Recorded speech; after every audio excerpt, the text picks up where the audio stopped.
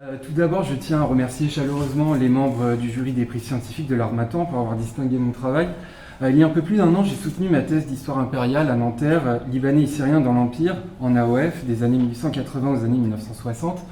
Il s'agissait de faire une histoire de flux migratoires paradoxalement peu étudiée, alors que les communautés libanaises de plusieurs pays d'Afrique de l'Ouest y sont souvent présentées comme des modèles de réussite entrepreneuriale. Je me questionnais sur leur éventuelle instrumentalisation par le pouvoir colonial français à partir des conquêtes en Afrique de l'Ouest de la fin du XIXe siècle. La France assumant historiquement un rôle de puissance protectrice au Liban et notamment de ses communautés chrétiennes. À l'heure aussi où la mondialisation s'accélérait, élargissant ainsi les horizons de départ des migrants libanais, n'était-il pas tentant pour l'administration coloniale française de les intégrer à moindre frais dans l'exploitation des colonies, autrement dit, d'en faire des auxiliaires de la mission civilisatrice en Afrique et surtout des intermédiaires du commerce colonial au bénéfice de la France. D'autant plus qu'à l'origine, l'Afrique subsaharienne attirait peu de candidats à l'entreprise coloniale en métropole.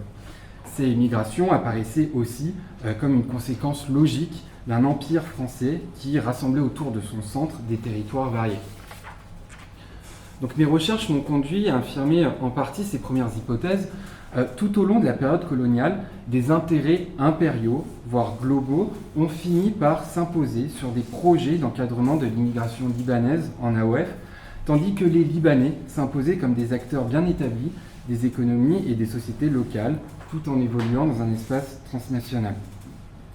D'une part, en Afrique, les commerçants français réclamaient une régulation de la concurrence libanaise, et les Libanais, majoritairement musulmans à partir de l'entre-deux-guerres, ont fini par représenter une menace politique pour l'administration coloniale française.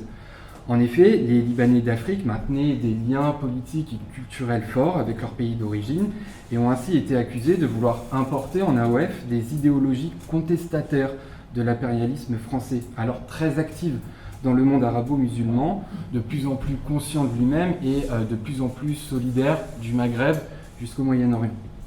Mais, d'autre part, il était vital aux yeux de l'administration française, notamment celle du Quai d'Orsay, de maintenir une zone d'influence au Moyen-Orient, qui était aussi contestée par des puissances occidentales présentes dans cette région, comme historiquement l'Angleterre, puis après 1945, les États-Unis et l'URSS.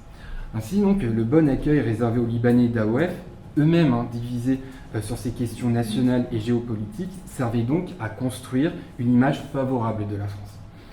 Donc par-delà les contextes régionaux et globaux qui l'embrassent, ce travail est donc finalement une histoire des conséquences de la mondialisation sur le gouvernement de l'Empire et éclaire l'ouverture des sociétés africaines sur le reste du monde pendant la période coloniale et pendant les premières années des indépendances africaines.